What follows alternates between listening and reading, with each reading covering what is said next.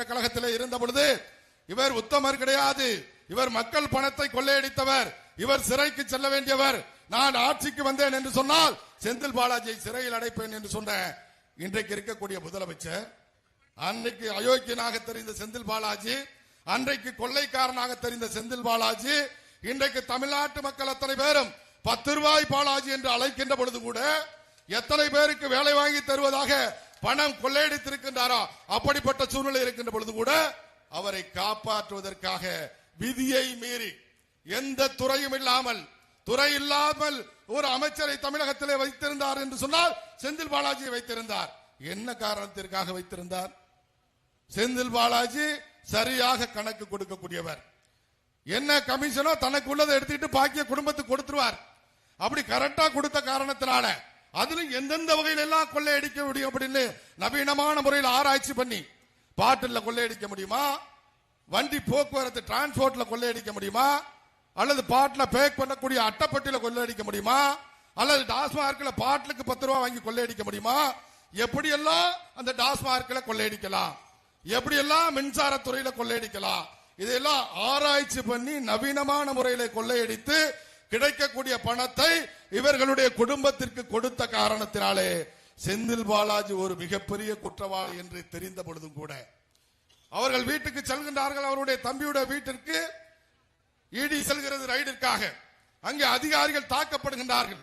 ஒரு உத்தமனாக இருந்தால், ஒரு யோக்கியனாக இருந்தால் தன்னுடைய வீட்டை திறந்து காட்டி என்ன இருக்கிறது சோதனை செய்து கொள்ளுங்கள் என்று சொல்லி இருக்க வேண்டும். ஆனால் அதை விட்டுவிட்டு சோதனைக்கு சென்ற அதிகாரிகளை தாக்குவது என்பது அப்படி அயோக்கியத்தனம் பண்ணிய ஒரு அமைச்சரை இன்றைக்கு தூக்கி வைத்து கொண்டாடி கொண்டிருக்கின்றார் நம்முடைய முதலமைச்சர் அவர்கள். காவல்துறையை கையிலே வைத்திருக்கும் நம்முடைய முதலமைச்சர் இன்றைக்கு தமிழ்நாட்டிலே சட்டம் ஒழுங்கு சீரழிந்திருக்கின்றது.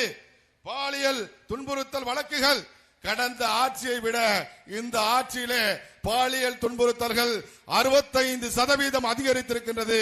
ஆனால் இரும்பு கரம் எங்கே போனது என்று நமக்கு தெரியவில்லை. அதே போல பார்த்தோம் என்று சொன்னால் பெண்களை மானபங்கப்படுத்தக்கூடிய வழக்குகள் கடந்த ஆட்சியை விட 33% இந்த ஆட்சியில அதிகரித்திருக்கிறது.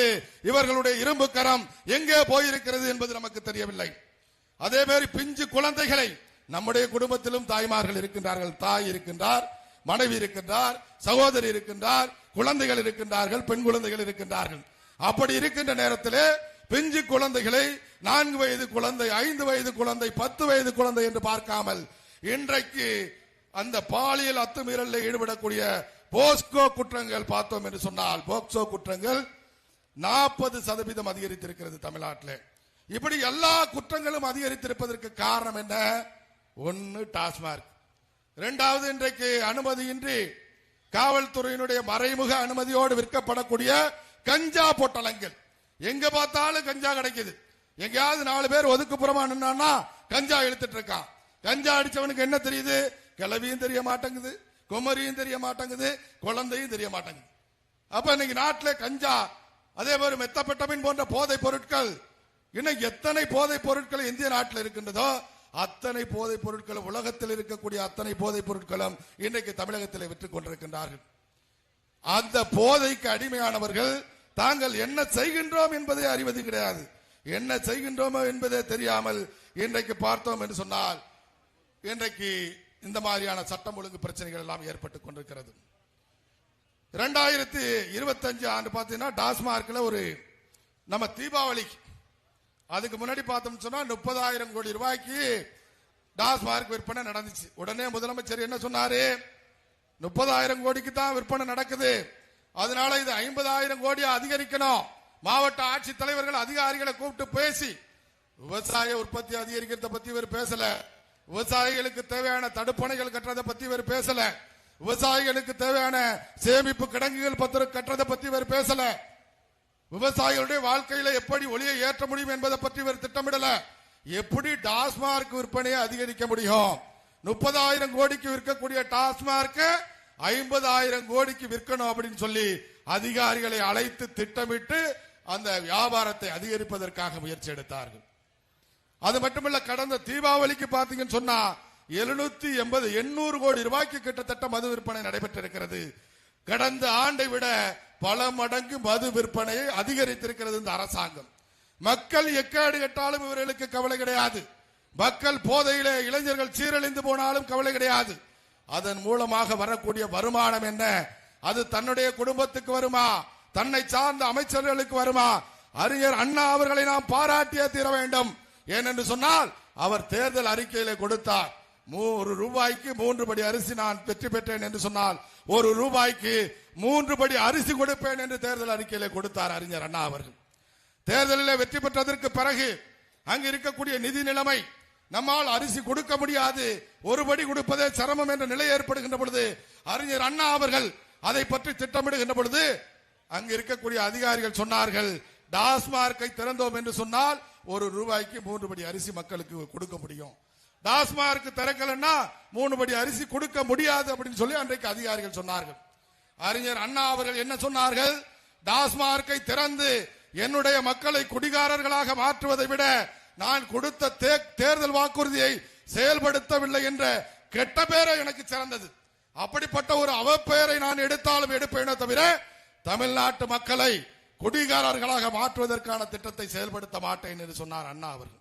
இன்றைக்கு அண்ணாவின் வழிவந்தவர்கள் என்று சொல்லக்கூடிய இவர்கள் எத்தனை அராஜகங்களை நிறுத்திக் கொண்டிருக்கின்றார்கள்.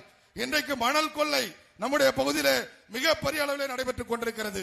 இன்றைக்கு மணல் கொள்ளையை தடுக்க வேண்டும் என்று குரல் கொடுத்த பிஓஓ வெட்டி கொல்லப்படுகின்றார், ராணுவ வீரர் தாக்குதலுக்கு உள்ளாக்கப்படுகின்றார். யாரெல்லாம் மணல் கொள்ளையடிப்பவர்களுக்கு எதிராக பேசுகின்றார்களோ, மணல் கொள்ளைக்கு எதிராக யார் போராட்டம் நடத்துகின்றார்களோ அவர்கள் கொல்லப்படுகின்றார்கள், தாக்கப்படுகின்றார்கள், பொய் வழக்கிலே சிறையில் அடைக்கப்படுகின்றார்கள். இன்றைக்கு இருக்கக்கூடிய சூழ்நிலை பட்டுக்கோட்டை பகுதியில் பாருங்க, நம்முடைய முன் சட்டமன்ற உறுப்பினர் அண்ணன் அவர்கள் ஒரு நல்ல மனிதர் என்று நாம் நினைத்துக் கொண்டிருந்தோம். அவர் கூட மணல் கொள்ளை அடிப்பவர்களுக்கு ஆதரவாக காவல்துறையை விரட்டக்கூடிய ஆடியோவை நாம் எல்லாம் கேட்டிருக்கின்றோம். அங்கே செந்தில் பாலாஜி அவர்கள் தேர்தலில் வெற்றி பெறுவதற்கு முன்பு, நாளைக்கு காலையில் தேர்தலில் வெற்றி பெற்று 10 மணிக்கு திராவிட முன்னேற்ற கழகத்துடைய ஆட்சி அமைக்கப்பட்டது என்று சொன்னால் 10:10க்கு வண்டி வச்சிருக்கோம், பூரா பேரும் ஆத்துல வண்டி இறக்கிறது. நீ மண்ண அல்ல, எவன் கேட்கிறான்னு பாப்போம். எந்த அதிகாரியாவது தடுத்து நிறுத்த வேண்டும் என்று நினைத்தான் என்று சொன்னால் அந்த அதிகாரி அந்த இடத்துல இருக்க மாட்டான், நான் பார்த்துக் கொள்கிறேன் என்று சொல்லி அன்றைக்கு செந்தில் பாலாஜி சொன்னார். இன்றைக்கு நம்முடைய சட்டமன்ற உறுப்பினர் சொல்கின்றார். இன்றைக்கு இப்படித்தான் இருக்கின்றது திராவிட முன்னேற்ற கழகம். இன்றைக்கு பார்த்தோம் என்று சொன்னால் சமூக நீதியை கடைபிடிப்பதாக சொல்லக்கூடிய திராவிட முன்னேற்ற கழகத்தில் ஏமா நீ எசிதானமா அப்படின்னு கட்சியை சேர்ந்த உதவி பெறக்கூடிய பெண்களை பார்த்து கேட்கக்கூடிய அமைச்சர்கள், பொது வெளியில மக்கள் இருக்கக்கூடிய இடத்துல மீடியா முன்பு என்னமா நீ எசிதான் அப்படின்னு கேட்கக்கூடிய ஒரு நிலை. எஸ்சி மக்களுக்கு எதிரான அத்தனை நடைமுறைகளையும் கடைபிடித்துக் கொண்டிருக்கக்கூடிய ஒரு கட்சியாக இந்த திராவிட முன்னேற்ற கழகம் இருந்து கொண்டிருக்கின்றது. நம்முடைய புதுக்கோட்டை மாவட்டத்திலே வேங்க வயலிலே குடிநீர் தொட்டிலே மலங்கு இழந்தவர்களை கைது செய்வதற்கு துப்பில்லாத இந்த அரசாங்கம், இவர்கள் சமூக நீதியை பற்றி பேசுகின்றார்கள். ஆனால் நம்முடைய பிரதமர் நரேந்திர மோடி அவர்கள் இன்றைக்கு பார்த்தோம் என்று சொன்னால், இன்றைக்கு நமது நாட்டினுடைய முதல் குடிமகனாக பட்டியல் சமூகத்தைச் சேர்ந்த ஒருவரை ஆக்கியிருக்கின்றார் என்று சொன்னால் யாரிடம் சமூக நீதி இருக்கின்றது? திரௌபதி முர்மு அவர்கள் யார்? முன்னேறிய சமுதாயத்தைச் சேர்ந்தவரா? சாதாரண குடும்பத்தில் இருந்து ஒரு பட்டியல் சமுதாய குடும்பத்தில் இருந்து வந்த ஒருவரை இன்றைக்கு ஜனாதிபதியாக ஆக்கியிருக்கின்றார். ஜனாதிபதியை பார்க்க வேண்டும் என்று சொன்னால் பிரதமர் தேடி செல்ல வேண்டும். அப்படிப்பட்ட சமூக நீதியை நிலைநாட்டக்கூடியவராக நம்முடைய பிரதமர் இருந்து கொண்டிருக்கின்றார். யாரிடம் சமூக நீதி இருக்கிறது என்பதை நாம் சிந்தித்து பார்க்க வேண்டாம். இன்றைக்கு நம்முடைய ஐயா பட்டுக்கோட்டை கல்யாண சுந்தரம் அவர்கள் பாடிய பாடலை நிரூபித்துக் கொண்டிருக்கக்கூடிய ஒரு ஆட்சியாக இந்த திராவிட முன்னேற்ற கழகத்துடைய ஆட்சி இருந்து கொண்டிருக்கிறது. கொஞ்ச நாளுக்கு முன்னாடி நாகப்பட்டினத்தில் ஒரு பிரச்சனை, காடஞ்சேத்தி ஐயனார் கோயில் சொல்லக்கூடிய ஐயனார் கோயில்ல போய் கொஞ்சம் பேர் மதம் மாற சொல்லி பிரச்சனை பண்றாங்க. நம்ம எந்த மதத்துக்கும் எதிரானவர்கள் கிடையாது, இஸ்லாமிய மதத்துக்கோ கிறிஸ்தவ மதத்திற்கோ எந்த மதத்துக்கும் எதிரானவர்கள் கிடையாது பாரதிய ஜனதா கட்சி. நீ இஸ்லாமியனாக இரு, நீ இந்துவாக இரு, நீ கிறிஸ்தவனாக இரு, அதை பற்றி எங்களுக்கு கவலை கிடையாது. ஆனால் நீ இந்தியனாக இருக்க வேண்டும் என்று சொல்வதுதான் பாரதிய ஜனதா கட்சி. உடனே ஏதோ கிறிஸ்தவர்களுக்கு எதிராக பேசுற அப்படின்னு எடுத்துக்க கூடாது. ஒரு கோயில் வாசலிலே சென்று மதம் மாற்றுவதற்காக முயற்சி எடுக்கின்றார்கள். அதற்கு பிறகு பார்த்தோம் என்று சொன்னால் அங்கு இருக்கக்கூடிய வீடுகளுக்கு சென்று நீங்கள் வழிபடக்கூடிய கடவுள் சாத்தான், பேய், பிசாசு, நீங்கள் அந்த மதத்தை விட்டுவிட்டு எங்களுடைய மதத்திற்கு வாருங்கள் என்று கூறுகின்றார்கள். அங்கு இருக்கக்கூடிய மக்கள் அவர்களை அழைத்து காவல்துறையிடம் ஒப்படைக்கின்றார்கள். எந்த விதமான பிரச்சனையும் கிடையாது. அதற்கு பிறகு அங்கே என்ன நடக்கிறது என்று சொன்னால், இன்றைக்கு ஒரு கட்சி இருக்கிறது அல்லவா, ரோட்டிலே போகக்கூடியவர்கள் மீது காரை மோதிவிட்டு திரும்பி பார்த்தால் முறைக்கிறாயா என்று சொல்லி தேடி சென்று நீதிமன்றத்திலே கூட அடிக்கக்கூடிய ஒரு கட்சி விடுதலை சிறுத்தை என்று சொல்லக்கூடிய கட்சி. அடங்கு மறு அத்துமீறு திமிரி எழு திருப்பி எடு என்ற இந்த நாட்டிற்கு மிக மோசமான ஒரு முன்னுதாரணத்தை கொடுத்த ஒரு கட்சி. அந்த கட்சியை சேர்ந்தவர்கள் என்ன செய்கின்றார்கள் என்று சொன்னால், அங்கே காவல் நிலையத்தில் சென்று மதம் மாற்றுவது தவறு என்று சொன்னவர்கள் மீது PCR வழக்கு கொடுக்கின்றார்கள். காவல்துறை அவர்கள் மீது வழக்கு பதிவு செய்கின்றார்கள். எந்த விதமான தள்ளுமுள்ளு கிடையாது, பிரச்சனை கிடையாது, கலவரம் கிடையாது, வன்முறை கிடையாது, எதுவுமே இல்லாத ஒரு இடத்துல காவல்துறை அவர்கள் மீது வழக்கு பதிவு செய்கின்றார்கள். யார் மதம் மாற்றுவதற்காக முயற்சி எடுத்தார்களோ அவர்கள் மீது வழக்கு பதிவு செய்யவில்லை. திராவிட முன்னேற்ற கழகத்தை பற்றி நாம் சொல்லி தெரிய வேண்டியதில்லை. திராவிட முன்னேற்ற கழகத்தினுடைய யோக்கியதை என்ன, திராவிட முன்னேற்ற கழகத்தினுடைய தகுதி என்ன என்பதை பற்றி நாம் சொல்லி தெரிய வேண்டியதில்லை. ஏனால் அவர்களுடைய அமைச்சர் PTR பழனிவேல்ராஜனே சொல்லி இருக்கிறார், இத்தனை ஆண்டு காலமாக கலைஞர் கொள்ளையடித்ததை விட, இத்தனை ஆண்டு காலமாக முதலமைச்சர் ஸ்டாலின் கொள்ளையடித்ததை விட 2 ஆண்டுகளிலே உதயநிதி ஸ்டாலின் அவர்களும் சபரீசன் அவர்களும் கொள்ளையடித்து 30,000 கோடி ரூபாய். பாரத் மாதா கி, பாரத் மாதா கி, பாரத் மாதா கி, வந்தே வந்தே வந்தே. தமிழகம் தலை நிமிர பிரதமர் மோடியின் பிரதிநிதியாக எளிய மக்களின் குரலாக ஒலிப்பாரு.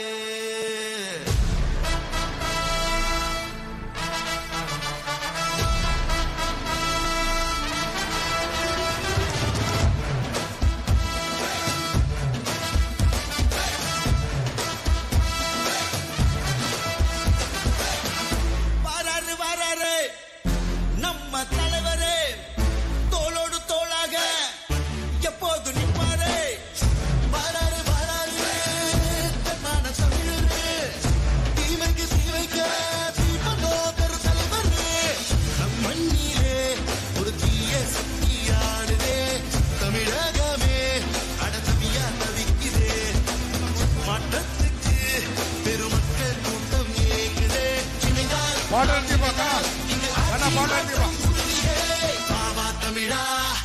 நாம் எழுவோம் தமிழா, இதுவரை நாம் கண்ட துன்பங்கள். பாரத் மாதா கி, பாரத் மாதா கி, வந்தே வந்தே வந்தே.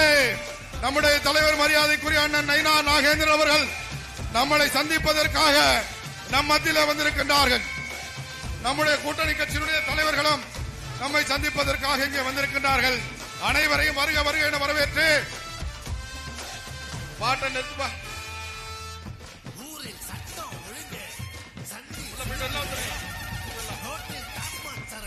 செந்தில் பாலாஜி அவர்கள் நம்முடைய PTR பழனிவேல்ராஜன் அவர்களே சொல்லி இருக்கின்றார், 30,000 கோடி ரூபாயை கொள்ளையடித்து கருப்பு பணமாக வைத்திருக்கின்றார்கள். இந்த பணத்தை எப்படி வெள்ளையாக மாற்றுவது என்று திட்டமிட்டுக் கொண்டிருக்கிறார்கள் என்று சொல்லி அந்த இயக்கத்தை பற்றி பாரதிய ஜனதா கட்சியோ அண்ணா திராவிட முன்னேற்ற கழகமா சொல்ல வேண்டியதில்லை. அவர்களுடைய பாரத் மாதாக்கு நம்முடைய தொண்டர்களெல்லாம் எழுந்துச்சு நின்று ஒரு நிமிஷம் எழுந்து நின்று உற்சாகமா பாரத் மாதாக்கு கடைசி வரைக்கும் கிளம்புங்க. பாரத் மாதாக்கு வந்தே வந்தே வந்தே.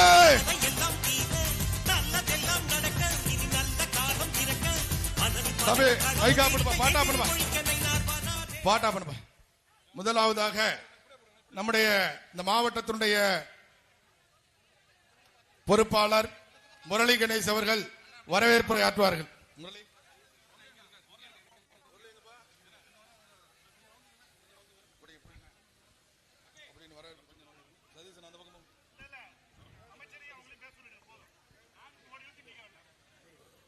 தமிழகம் தலை நிமிர தமிழனின் பயணத்தை மேற்கொண்டு வருகை தந்திருக்கக்கூடிய பாரதிய ஜனதா கட்சியினுடைய மாநில தலைவர் அருமை அண்ணன் நயினார் நாகேந்திரன் அவர்களே, மாநிலத்தினுடைய பொதுச் செயலாளர் கருப்பு முருகானந்தம் அவர்களே, மாவட்டத்தினுடைய தலைவர் ஜெய் சதீஷ் அவர்களே,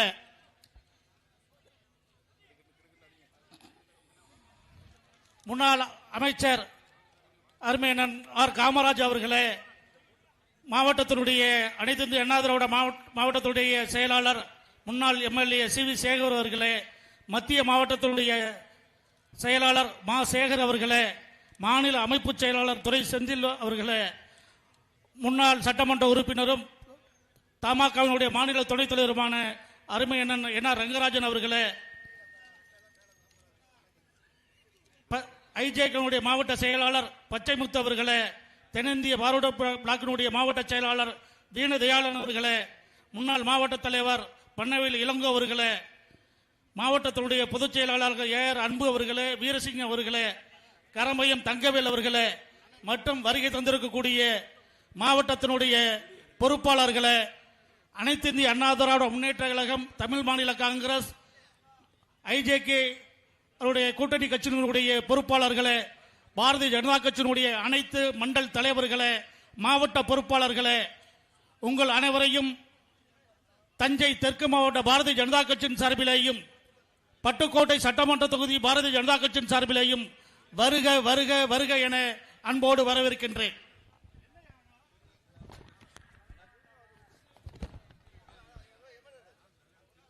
அடுத்ததாக நம்முடைய மாவட்ட தலைவர் மரியாதைக்குரிய அண்ணன் ஜெய் சதீஷ் அவர்கள் ஒரு சில நிமிடங்கள் தலைமை உரையாற்றுவார். பாரதிய ஜனதா கட்சியின் தஞ்சை தெற்கு மாவட்டம் தமிழகம் தலைநிமிர நமது தலைவர் தமிழனின் எழுச்சி பயணம் வெற்றியடைய பிரம்மாண்டமான கூட்டம், பட்டுக்கோட்டையே குலுங்கக்கூடிய ஒரு கூட்டமாக அமைந்துள்ளது.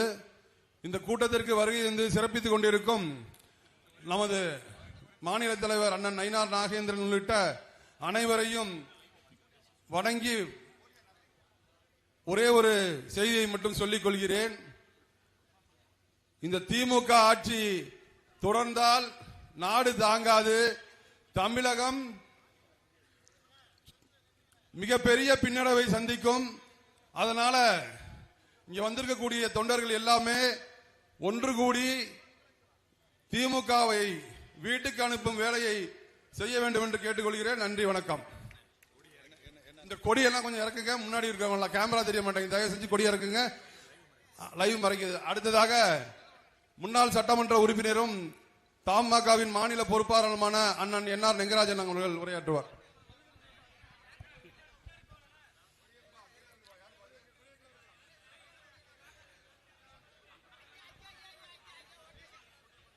இந்த கூட்டத்தினுடைய தலைவர் மாவட்ட ஜனதா கட்சியின் பாரதிய ஜனதா கட்சியினுடைய தலைவர் அருமை சகோதரர் ஜெய் சதீஷ் அவர்களே, நிகழ்விலே கலந்து கொண்டிருக்கக்கூடிய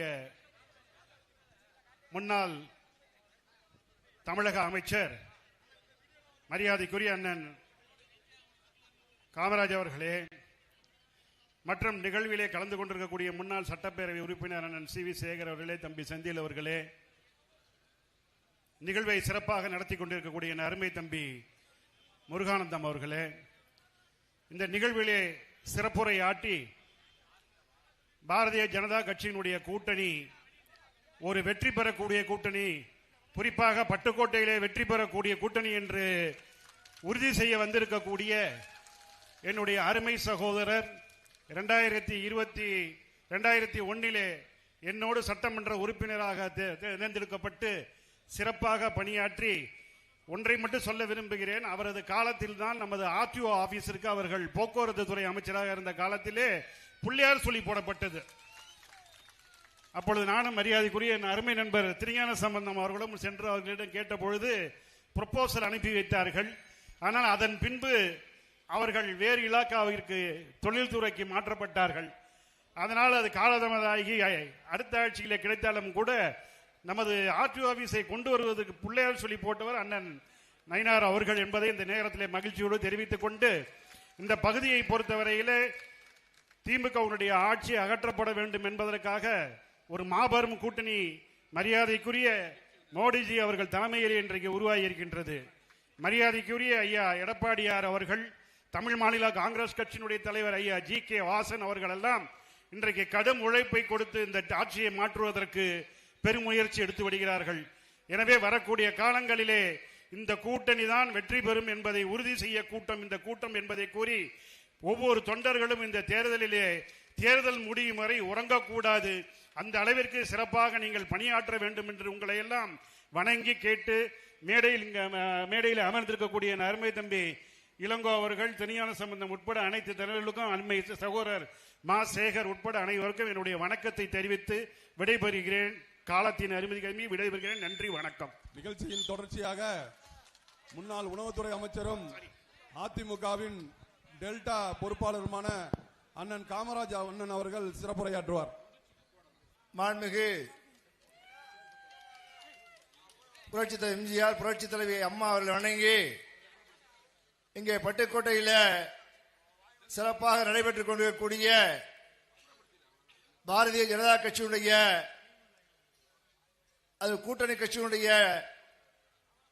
எனது ஆர்வி சகோதரர்கள் நிர்வாகிகள் எல்லாம் கலந்து கொள்கிற இந்த அருமையான கூட்டத்திற்கு தலைமையேற்கக்கூடிய மாவட்ட தலைவர் சதீஷ் அவர்கள், அதே போல இந்த நிகழ்ச்சியில் பங்கு பெற்று சிறப்பான உரையை நம்முடைய தஞ்சை தரணியில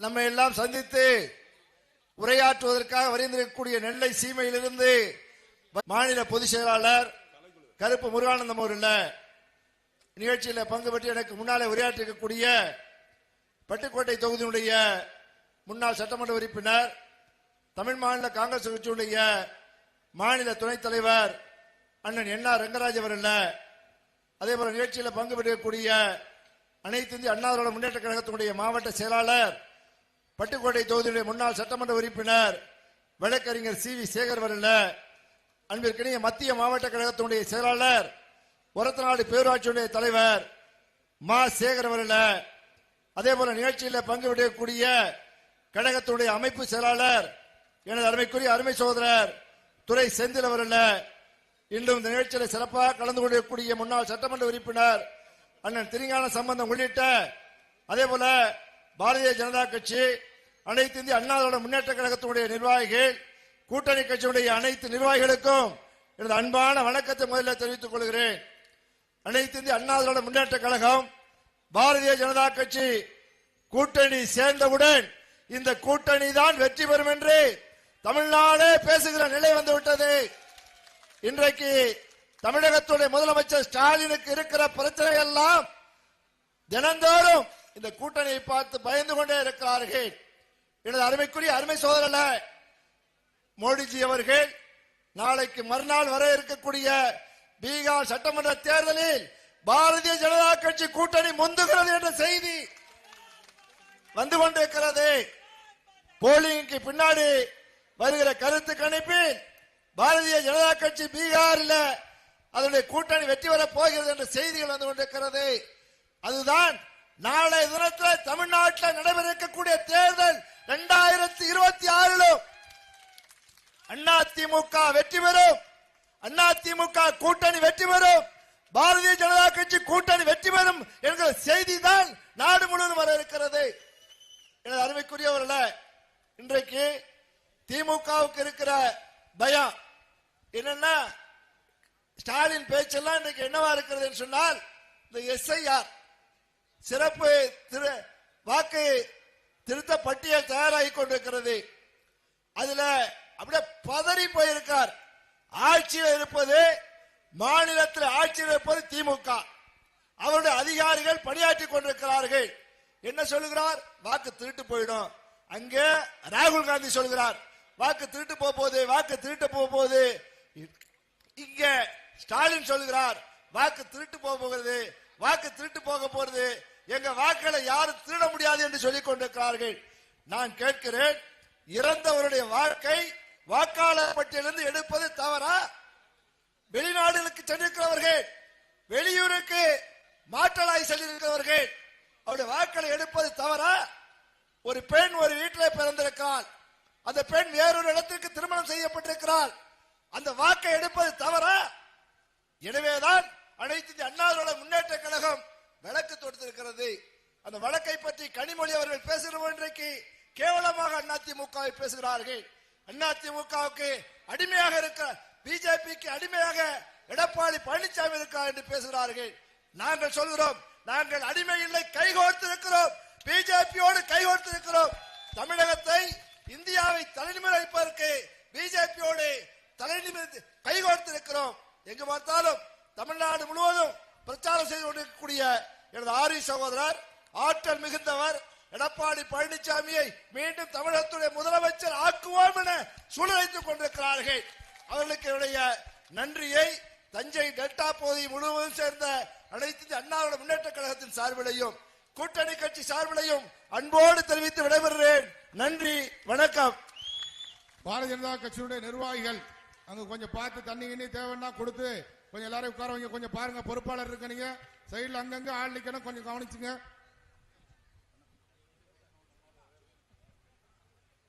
நிகழ்ச்சியின் தொடர்ச்சியாக நம்மள ஆவலுடன் எதிர்பார்க்கும் தென்பாண்டி சிங்கம் அரசியல் சாணக்கியர் அண்ணன் நயினார் நாகேந்திரன் அவர்கள் நம்மளுடைய எழுச்சி உரையாற்றுவார்.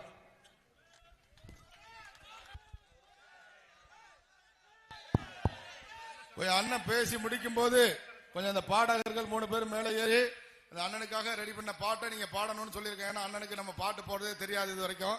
அதனால நீங்க மேடையில் இந்த தலைவர்கள் நிக்கிறதுக்கு முன்னாடி 3 பேரும் ரெடியா இருங்க. அண்ணன் முடிக்க போறப்ப படிக்கலாம். அனைவருக்கும் வணக்கம். தன்னானே தன்னானே தன்னானே தன்னானே தன்னானே தன்னானே தஞ்சாவூர் மண்ணை எடுத்து தாமிரபரணி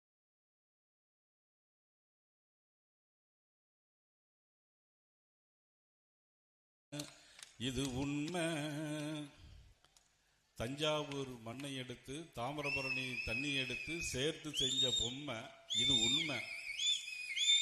உண்மையிலே இன்றைக்கு நான் தாமிரபரணி நதிக்கரையிலிருந்து வந்தாலும் இன்றைக்கு என்னுடைய சொந்த கிராமத்திற்கு போன உணர்வோடு இந்த பட்டுக்கோட்டை கிராமத்தில் நான் வந்திருப்பது, உண்மைகளெல்லாம் பார்த்திருப்பது எனக்கு ஒரு மட்டில்லாத மகிழ்ச்சி. குளிர்ந்த வயல்கள் சூழ்ந்த பகுதி, செழிப்பான இந்த பகுதி, காவிரி தாய் அருள்பாலிக்கின்ற இந்த பகுதி, குளிர்ந்த வயல்கள் சூழ்ந்திருக்கின்ற காரணத்தினால் தஞ்சை என்பது தஞ்சையாக மாறியிருப்பது வரலாறு. இந்த வரலாறு எல்லோருக்கும் தெரிந்திருந்தாலும் கூட அப்பர் பெருமானாலும் திருமங்கை ஆழ்வாராலும் பாடல் பெற்ற இடம்தான் இந்த தஞ்சாவூர் பகவதீஸ்வரர் ஆலயம். பட்டுக்கோட்டை என்பது நாடியம்மன் அருள்பாலிக்கின்ற இந்த இடம். நாடியம்மன் அருள்பாலிக்கின்ற இடம். இங்கேதான் நாடியம்மன் இருக்கிறது என்பதை நீங்களும் அறிவீர்கள், நானும் அறிவேன். அந்த அளவிற்கு ஒரு பெயர் போன ஒரு ஊர் இந்த ஊர் பட்டுக்கோட்டை. மழவராயரால் பட்டு கோட்டையாக கட்டிப்பட்டதால் பட்டுக்கோட்டை என்று சொல்லுவார்கள். சில ஊரை சொன்னால் எல்லோருக்கும் தெரியும், சில பேர் பெயரை சொன்னால் அந்த ஊரை சொல்வார்கள். ஆனால் இந்த ஊர் பெயரை சொன்னால் சில பேரை சொல்வார்கள். அப்படி போட்டுதான் பட்டுக்கோட்டை கவிஞர் கல்யாண சுந்தரம் பிறந்த இந்த ஊர், இந்த மண். பட்டுக்கோட்டையார் என்று சொன்னாலே அது கல்யாண சுந்தரம் அவர்களை தான் சார். அந்த அளவுக்கு பட்டுக்கோட்டை ஒரு பிரபல்யமான ஊர். இந்த ஊரிலே பிறந்தவர் தான் பட்டுக்கோட்டை கல்யாண சுந்தரமும் ஒயக்கேத்தவரும். சென்னையிலே போய் தொழிலுக்காக சினிமா துறையில் பாட்டு பாடி, பாட்டு மட்டும் இல்லை மக்களுக்காக பாடியவர் பட்டுக்கோட்டை கல்யாண சுந்தரம். மனுஷன் சாப்பிடுறான்டா தம்பி பயலே அப்படிங்கிற பாட்டை இன்னைக்கு அந்த மனுஷன் யாரு சாப்பிட்றான்னா இன்னைக்கு டெல்டாக்காரன் சொல்லி கொடுக்குற நமது தமிழ்நாடு முதலமைச்சர் அவர்கள் இன்னைக்கு இந்த டெல்டாக்காரன் எல்லாம் இன்னைக்கு சாப்பிட்டுக் கொண்டிருக்கிறார்கள் என்றுதான் சொல்ல வேண்டும். அந்த வகையில் இந்த பட்டுக்கோட்டையில் இன்றைக்கு சிறப்பான முறையில் இந்த தமிழகம் தலைநிமிர தமிழனின் பயணமாக 18வது நாள் நிகழ்ச்சியில் இன்றைக்கு உங்களை எல்லாம் சந்திக்கின்ற அற்புதமான வாய்ப்பினை உருவாக்கி கொடுத்த மாவட்ட தலைவர் ஜெய் சதீஷ் அவர்களுக்கும் என்னுடைய நன்றியும் வணக்கத்தையும் தெரிவித்துக் கொண்டு மாநில பொதுச்செயலாளர் கருப்பு முருகானந்தம் அவர்களும், பண்ணவயல் இளங்கோ அவர்களும், மகா சுசீந்திரன் அவர்களும், லோகநாதன் அவர்களும், தர்மராஜ் அவர்களும் 18 நாட்களாக இப்பொழுது உண்ணாமல் உறங்காமல் தினசரி இந்த ஏற்பாடுகளை செய்திருக்கிறார்கள். இது 18வது நாள். இந்த பயணத்தில் அவர்களும் சிறப்பான முறையில் ஏற்பாடு செய்திருக்கிறார்கள். அவர்களுக்கும் எனது மனமார்ந்த நன்றியினை தெரிவித்துக் கொள்வதோடு, இந்த பகுதியுடைய முன்னாள் அமைச்சர், டெல்டாக்காரன் என்று முதலமைச்சர் சொன்னாலும் நமது உண்மையான டெல்டாக்காரர் எனது ஆருயிர் சகோதரன் முன்னாள் அமைச்சர் ஆர் காமராஜ் அவர்களே, மாவட்ட கழக செயலாளர் சி.வி. சேகர் அவர்களே, அதிமுக மத்திய மாவட்ட செயலாளர் ஒரத்தநாடு மா. சேகர் அவர்களே, துரை செந்தில் அவர்களே, முன்னாள் சட்டமன்ற உறுப்பினர், தமிழ் மாநில காங்கிரஸ் ஐயா மூப்பனாருடைய வழியிலே எந்த புயல் அடித்தாலும் மழை பெய்தாலும் கொண்ட கொள்கையில் மாறாமல் இருக்கிற என்ஆர் ரங்கராஜன் அவர்களே, முத்துஜி அவர்களே, பச்சைமுத்து அவர்களே, தீன தயாளன் அவர்களே, பண்ணவயல் இளங்கோ அவர்களே, முரளி கணேஷ் அவர்களே, மாவட்ட பொதுச்செயலாளர் ஏஆர் அன்பு அவர்களே, வீராங்கம் அவர்களே, கரம்பியம் தங்கவேல் அவர்களே, ஃபாரூக் பிளாக் பிரதீப் அவர்களே, உங்கள் அனைவருக்கும் எனது பணிவளர்ந்த வணக்கத்தை நான் தெரிவித்துக் கொள்கிறேன். சோழ மன்னன் ஆண்ட பூமி. ராஜராஜ சோழன் தஞ்சை மண்ணை மட்டுமல்ல, கங்கை கொண்ட சோழபுரத்தை ஆண்ட ராஜேந்திர சோழன். கங்கை கொண்டான், கடாரம் வென்றான் எல்லாம் படித்திருக்கிறோம்.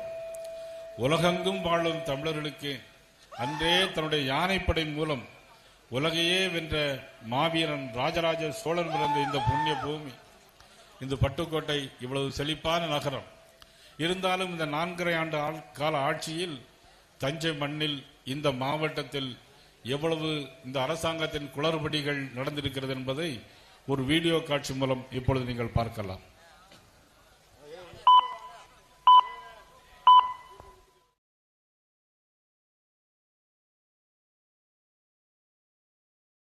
வளர்ந்து நிற்கிறது. தஞ்சையின் விவசாயத்தை முற்றிலுமாக அழித்து தஞ்சை மக்களுக்கு வலியையும் வேதனையையும் அனுதினமும் வழங்கி வருகிறது. நானும் டெல்டாக்காரன். விவசாயிகளுக்காக ஏற்படக்கூடிய துன்பங்களுக்கு துணை நிற்கக்கூடியவன் தான் இந்த ஸ்டாலின். மறந்துவிடக்கூடாது. அடங்கப்பா, இது உலக நடிப்புடா சாமி. நானும் டெல்டாக்காரன் தான் என்று சொல்லும் முதலமைச்சரின் செயல்கள் என்னவோ டெல்டாவின் அழிவுக்கே அஸ்திவாரம் இடுகிறது. படுதா இல்ல, தாருப்பாய் இல்ல, சாக்கு இல்ல, எதுவுமே இல்லாம நீங்க டெபிசி வச்சிருந்தீங்கன்னா இந்த ஸ்டேட் கவர்மெண்ட் என்னதான் செய்யுது? மழையால் இந்த முறை தஞ்சை மாவட்டத்தின் நெற்பயிர்கள் சேதமடைய போகிறது என்பது முன்கூட்டியே தெரிந்திருந்தும் முதல்வர் கோட்டையின் மதில் மேல் நின்று வேடிக்கை மட்டுமே பார்த்தார்.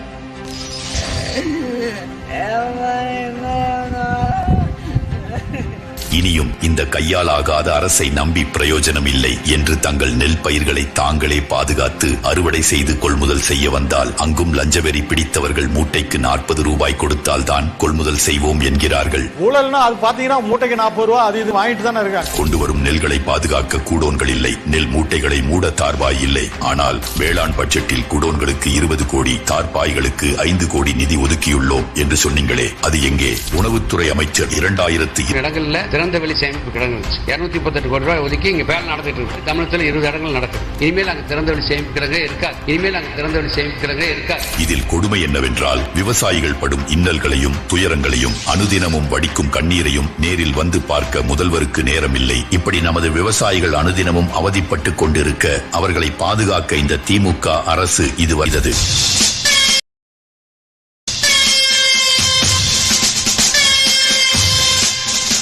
விவசாயிகளின் வலிகளை புரிந்த நமது மாநில தலைவர் மழையால் பாதிக்கப்பட்ட பகுதிகளுக்கு நேரில் சென்று ஆய்வு செய்து நம் தஞ்சை விவசாயிகளுடன் தோளோடு தோளாக நின்றார்.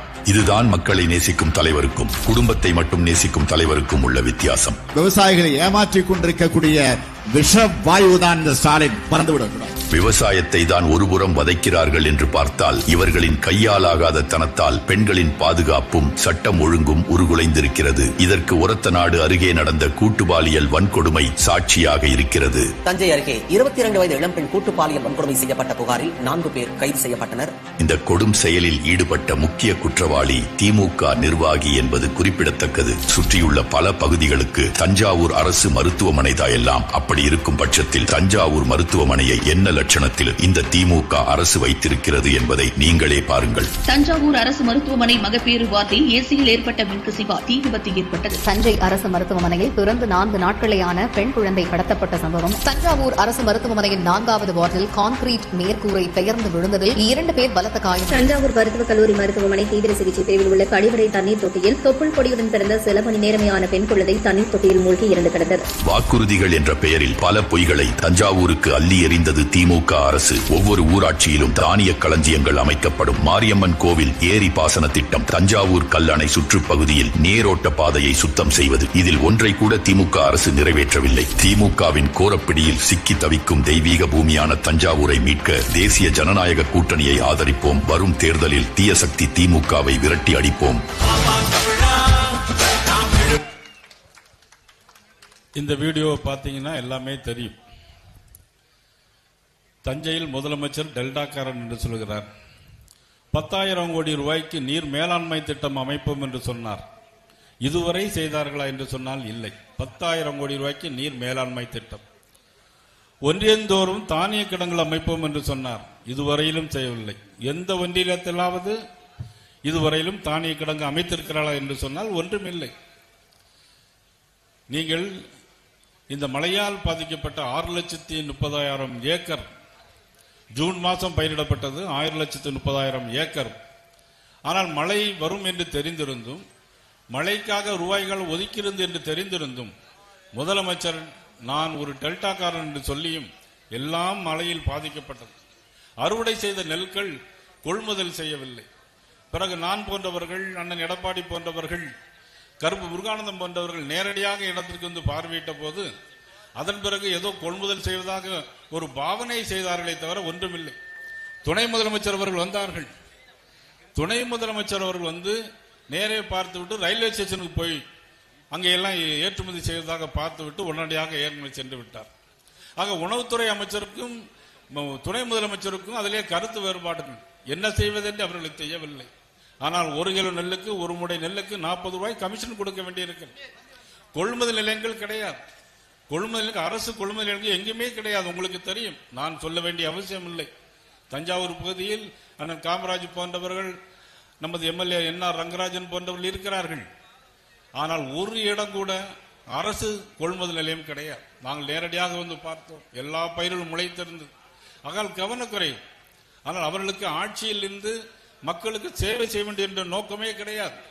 அவர்களுக்கு ஒரே நோக்கம், தன்னுடைய மக்கள் வாழ வேண்டும் என்பதற்காக தன்னுடைய மகன் துணை முதலமைச்சர் அவரை முதலமைச்சராக ஆக்க வேண்டும் என்பதற்காக ஒரு ஆட்சி நடத்தி கொண்டிருக்கிறார் தவிர வேற ஒன்றுமே இல்லை. இன்றைக்கு ஒவ்வொரு போராட்டமும் நடத்தி கொண்டிருக்கிறார்கள். சார் என்கின்ற ஒரு போராட்டம். அமைச்சர் பேசினார். சார் அப்படின்னு சொன்னாலே திமுக ஒரு பயம். அண்ணா பல்கலைக்கழகத்தில் ஒரு மாணவியை தனியாக இரவு நேரத்தில் 8 மணிக்கு போய் அழைத்து போயிட்டு அவரும் பாலியல் துன்புறுத்தலாம் பண்ணி அதுபோல இன்னொரு சார் இருக்காரு பேசுங்க அப்படின்னு சொன்னார். ஆக அந்த சார் என்பது வேறு. பாலியல் வன்கொடுமை என்பது தொடர்ந்து திமுக ஆட்சி நடந்து கொண்டே இருக்கிறது. மல்லிப்பட்டினம் அரசு மேல்நிலை பள்ளியில் பார்த்தான ஒரு ஆசிரியர் கொலை. பட்டுக்கோட்டை அரசு மாணவர் தலைமை ஆசிரியர், ஒரு தலைமை ஆசிரியரே பாலியல் கொடுமை கொடுத்திருக்கிறார். இவ்வளவு மோசமான ஒரு சூழ்நிலை. ஒரத்த நாட்டிலே சேகர் இருக்கிறார். ஒரத்த நாட்டிலே உதயநிதி நற்பணி மன்றத்தில் ஒருவர் பெண்ணுக்கு பாலியல் வன்கொடுமை கொடுத்திருக்கிறார். கோயம்புத்தூரிலே நீங்கள் பார்த்திருப்பீர்கள். 10 நாளைக்கு முன்னாக நீங்கள் ஒரு ஆணும் பெண்ணும் தனியாக இருக்கும்போது அந்த ஆணை அறிவாளால் வெட்டி சாய்த்து விட்டு 3 பேர் அப்படியே அலக்காக தூக்கி போய் 11 மணியிலிருந்து காலை 4 மணி வரையிலும் பாலியல் பலாத்காரம் பண்ணியிருக்கார் என்று சொன்னால் என்ன? இதில் காவல்துறை என்ன செய்கிறது? காவல்துறையை கையில் வைத்திருக்கிற முதலமைச்சரை என்ன செய்து கொண்டிருக்கிறார்? எதுவுமே கிடையாது. கரூரில் ஒரு சம்பவம், 41 பேர் இறந்து போனார்கள். தமிழக வெற்றி கழகத்தின் தலைவர் பிரச்சாரத்துக்காக போகிறார். அந்த பிரச்சாரத்தில் அவர் எடுத்த உடனே 10 ரூபா பாட்டிலுக்கு 10 ரூபா பாட்டிலுக்குன்னு பாட்டு போடுறார். 10 ரூபா பாட்டிலுக்குன்னா அவங்க எல்லாத்துக்கும் தெரியும், அப்படித்தானே? 10 ரூபா பாட்டிலுக்குன்னா உங்களுக்கு எல்லாம் தெரியும். அவருக்கு நல்ல விஷயம் புரியுது, அவருக்கு நல்லா தெரியும். டாஸ்மாக்ல 10 ரூபா பாட்டில் கமிஷன் வாங்குறாங்கன்ட்டு அவங்க பாட்டு பாடுறாங்க. உடனடியா செருப்பை குத்திக்கு வீசுறாங்க எல்லாரும். கரண்ட் ஆஃப் ஆகுது, லத்தி சார்ஜ் நடக்குது. எல்லா பெண்களும் தள்ளு முள்ளுல. நீங்க 10 வயசு குழந்தை, 3 வயது குழந்தை, பெரிய வயதான தாய்மார்கள் எல்லாரும் அதுல விழுந்து நசுங்கி, அந்த சாக்கடையில் விழுந்து நசுங்கி 41 பேர் இறந்து போனார்கள். யார் காரணம்? திமுக முன்னாள் அமைச்சர் காரணம். இரவோடு இரவாக அந்த அமைச்சர், முன்னாள் அமைச்சரை காப்பாற்றுவதற்காக முதலமைச்சர் சென்னையிலிருந்து உடனடியாக கரூர் வருகிறார். இரவோடு இரவாக போஸ்ட்மார்ட்டம் செய்யப்படுகிறது. போஸ்ட்மார்ட்டம் முடிந்த பிறகு காலையில் 5 மணிக்கெல்லாம் சென்று விடுகிறார். அப்புறம் சட்டமன்றத்திலே நானும் அண்ணன் எடப்பாடியார் அவர்களும் நாங்கள் ஒரு தீர்மானத்தை கொண்டு வந்து, ஒத்திவைப்பு தீர்மானத்தை கொண்டு வரும்போது அவர் சொல்லுகிறார், அங்கு தள்ளுமுள்ளில் ஏற்பட்டதில் இறந்து போனார்களே தவிர வேறு எந்த விஷயமும் இல்லை என்று சொல்லுகிறார். அந்த அளவுக்கு முதலமைச்சர் திமுக காரங்களை பாதுகாப்பதற்காக இன்னைக்கு ஒரு ஆட்சியை நடத்தி கொண்டிருக்கிறாரே தவிர வேற எந்த விதமான நோக்கமும் இல்லை. நான் சொல்வதெல்லாம், மக்கள் 5 ஆண்டு காலம் உங்களை முதலமைச்சராக்கி இருக்கிறார்கள், மக்களுக்கு நன்மை செய்வதற்காக இருக்கிறார்கள். ஆனால் எங்கு பார்த்தாலும் போதைப் பொருட்கள், எங்கு பார்த்தாலும் கஞ்சா. கோயம்புத்தூரில் நடந்த பாலியல் பலாத்காரத்திற்கும் எல்லா பாலியல் பலாத்காரத்திற்கும் காரணம் போதைப் பொருட்களும் கஞ்சா என்பதை நான் பகிரங்கமாக இந்த அரசை குற்றம் சாட்டுகிறேன். அது மட்டுமல்ல, இன்றைக்கு முதலமைச்சர் அவர்கள் கள்ளக்குறிச்சியிலே 65 பேர் கள்ளசாராயம் குடித்து இறந்து போனார்கள். 65 பேர் இறந்து போனார்கள். நம்ம ஊர்ல விவசாயி கரண்ட் அடிபட்டு அல்லது வயல்வெளியில் இறந்து போனால் 3 லட்சம் ரூபாய் கொடுக்கிறாங்க. ஆனா கள்ளசாராயம் குடிச்சு இறந்து போனா 10 லட்சம் ரூபாய் கொடுக்கக்கூடிய முதலமைச்சர், ஒரு அரசாங்கம் உலகத்தில் எந்த மாநிலத்திலையும் கிடையாது. நம்ம தமிழ்நாட்டை தவிர வேற எங்கேயும் கிடையாது. அந்த அளவுக்கு ஒரு மோசமான ஒரு ஆட்சி தான் இன்னைக்கு நடந்து கொண்டிருக்கிறது. கேட்டா எதுவுமே செய்யல, தமிழ்நாட்டிற்கு எதுவுமே செய்யல அப்படிங்கிறாங்க. இந்த 11 ஆண்டுகளில் 16 லட்சம் கோடி ரூபாயை தமிழ்நாட்டிற்கு தந்தது பாரத பிரதமர் நரேந்திர மோடி அவர்கள். யாராலும் மறுக்க முடியுமா? இந்த மாநிலத்திற்கு 9,000 பேர், 98,000 பேருக்கு இந்த மாவட்டத்தில், இந்த தஞ்சை மண்ணில் மட்டும் 98,000 பேருக்கு இன்சூரன்ஸ் இல்ல. 1000 கோடி ரூபாய்க்கு மேல இன்சூரன்ஸ் இன்னைக்கு கொடுத்திருக்கிறது பாரத பிரதமர் நரேந்திர மோடி அவர்கள். யாராலும் மறுக்க முடியாது. இன்னைக்கு திருச்சியிலிருந்து தஞ்சாவூர் வரைக்கும் 4 வழிச்சாலையை 6 வழிச்சாலையா மாற்றுவதற்கு 48 கோடி ரூபாய் மத்திய அரசு கொடுத்திருக்கிறது. தஞ்சாவூர் சோழபுரத்திலிருந்து திருச்சி ஆக இன்னைக்கு 1000 கோடி ரூபாய்க்கு சாலைகள் போடப்படுகிறது. நாகப்பட்டினத்து தஞ்சாவூருக்கு 578 கோடி ரூபாய் சாலைகள், 4 வழிச்சாலை. எங்க பார்த்தாலும் பாத்தீங்கன்னா 4 வழிச்சாலை, 6 வழிச்சாலை. நீங்க போனீங்கன்னா திருநெல்வேலி அல்வா கடை, நெல்லை கருப்பட்டி காப்பி, வரிசையா கடைகள் இருக்கு. இன்னைக்கு எல்லா சாலைகளிலும் பாத்தீங்கன்னா பெரிய ஃபேக்டரி மாதிரியே இன்னைக்கு அவ்வளவு தூரம் இன்னைக்கு தமிழ்நாடு விழிப்போடு இருக்கிறது. காரணம் மத்திய அரசு என்பதை யாரும் மறந்துவிட முடியாது. அண்ணன் எடப்பாடி அவர்கள் முதலமைச்சராக இருக்கும்போது 11 மருத்துவக் கல்லூரிகள் கொண்டு வந்தார்கள் தமிழ்நாட்டிற்கு. கொடுத்தது யார்? பாரத பிரதமர் நரேந்திர மோடி அவர்கள். வாங்கி தந்தது யார்?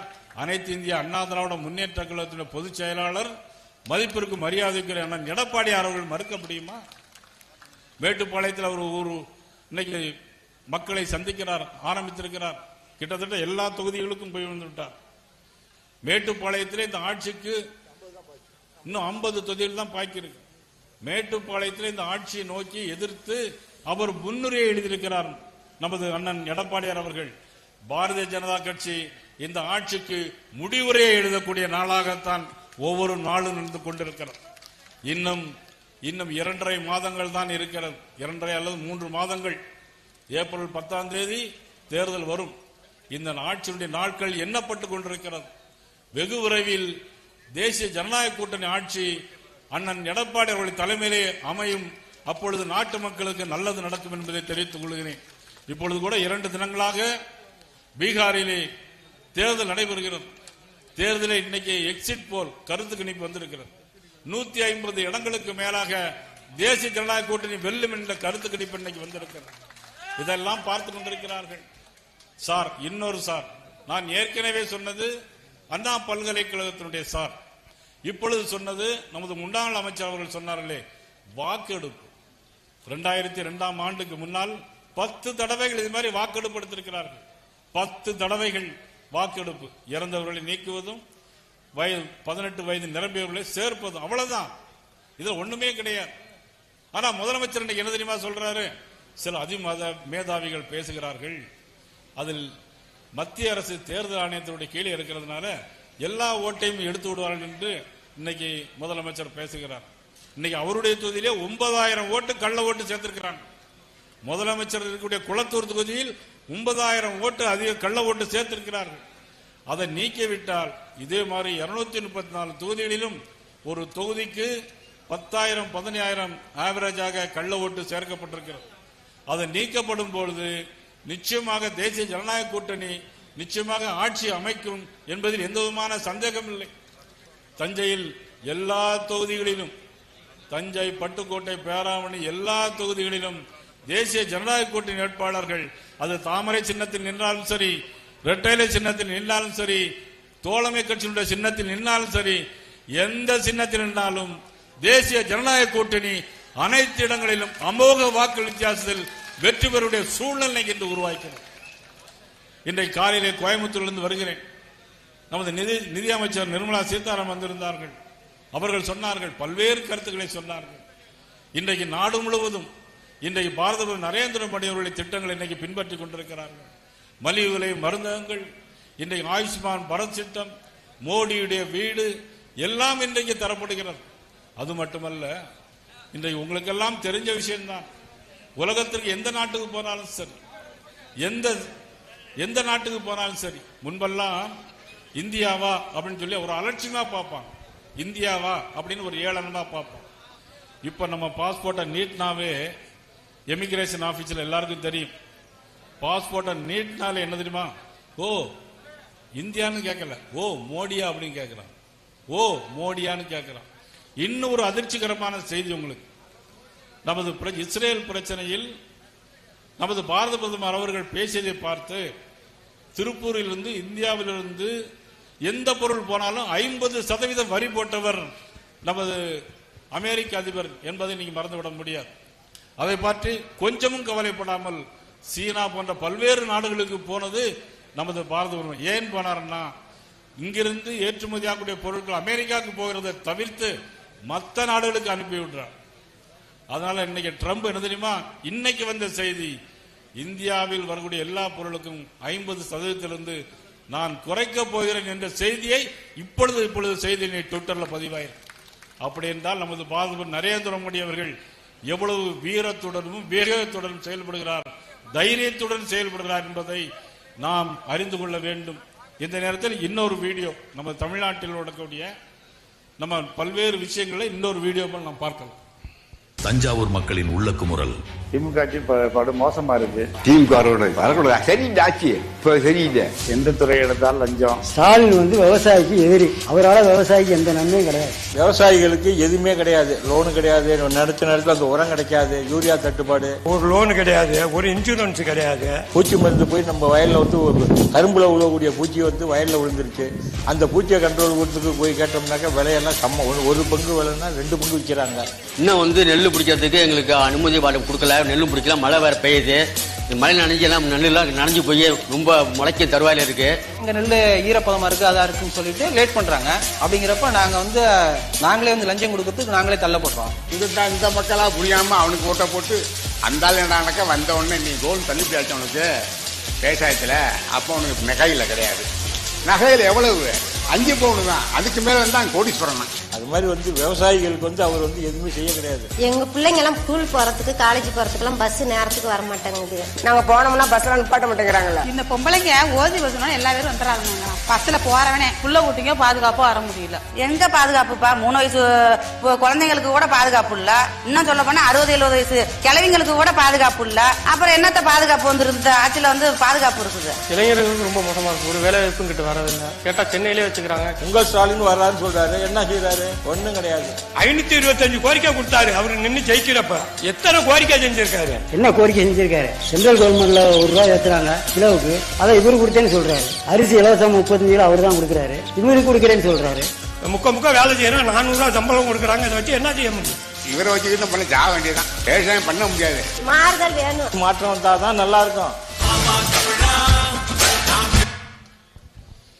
இந்த வீடியோ பார்த்துட்டீங்கல்ல? அது மட்டுமல்ல, நிச்சயமாக 2026ஆம் ஆண்டு ஏப்ரல் மாதம் நடைபெற தேர்தலில் தேசிய ஜனநாயக கூட்டணி நிச்சயமாக வெல்லும். அப்பொழுது இந்த மேடையில் இருக்கிற முக்கியமான பொறுப்பில் இருப்பார்கள். இந்த பகுதியிலே அதிகமாக விவசாயம் செய்கிற தென்னை மரங்களுக்கு ஏற்படுகிற நோய்கள், வாட நோய்கள் எல்லோருக்கும் இந்த பகுதியில் ஒரு ஆராய்ச்சி மையம் நிறுவுவதற்கு நிச்சயமாக ஆட்சி மாற்றம் வரும்போது நாங்கள் முயற்சி செய்வோம் என்பதை நேரத்திலே தெரிவித்துக் கொண்டு, இதுவரையிலும் 11 ஆண்டுகள் 15 ஆண்டுகள் முதலமைச்சர், குஜராத் நாட்டினுடைய முதலமைச்சர், 11 ஆண்டு காலம் இன்னைக்கு பிரதம மந்திரி, இன்னும் 25 ஆண்டுகளானாலும் பாரத பிரதமர் நரேந்திர மோடி அவர்கள் தான் இந்த நாட்டுடைய பிரதம அமைச்சராக வருவார்கள். இதுவரையிலும் ஒரு ஊழல் குற்றச்சாட்டு கிடையாது, ஒரு மந்திரி மீது ஒரு ஊழல் குற்றச்சாட்டு கிடையாது. அப்பேற்பட்ட தலைவர் நான் நரேந்திர மோடி அவர்களும் தமிழகத்துடைய அனைத்து இந்திய அண்ணா திராவிட முன்னேற்ற கழகத்துடைய பொதுச் செயலாளர் நமது மாண்புமிகு எடப்பாடியார் அவர்களும் சேர்ந்து உருவாக்கப்பட்ட இந்த கூட்டணி நிச்சயமாக நாடு போற்றும் நல்ல கூட்டணியாக, நல்லாட்சி தருகின்ற கூட்டணியாக அமையும். தமிழ்நாடு ஒரு நல்லதொரு எதிர்காலத்தை நோக்கி பயணிக்கும். அந்த நேரத்தில் இந்த பகுதி மக்களுக்கு எல்லா நன்மைகளையும் செய்துருவோம்.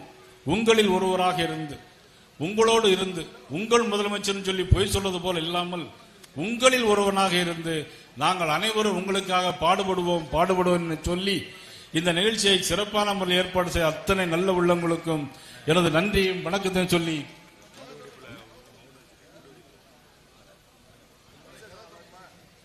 அனைவருக்கும் எனது நெஞ்சார்ந்த நன்றியும் வணக்கத்தையும் சொல்லி மீண்டும் சந்திக்கிறேன். நன்றி, வணக்கம். வருங்காலம் தமிழகம் நமது என்றதுக்காக ஒரே நிமிஷம் தம்பி, பாடகர்கள் அண்ணனுக்காக இந்த பாட்டை ஸ்டார்ட் பண்ணுங்க சீக்கிரமா. மரியாதைக்குரிய மாவட்ட தலைவர் அவர்கள் வேலை கொடுத்து வெற்றியை மாநில தலைவருக்கு கொடுப்போம் என்ற உறுதியை கொடுக்கின்றார்கள். வெற்றிவேல், வீரவேல், வெற்றிவேல், வீரவேல், வீர வீர வீரவேல், வெற்றி வெற்றி வெற்றிவேல். பாரத் மாதா கி.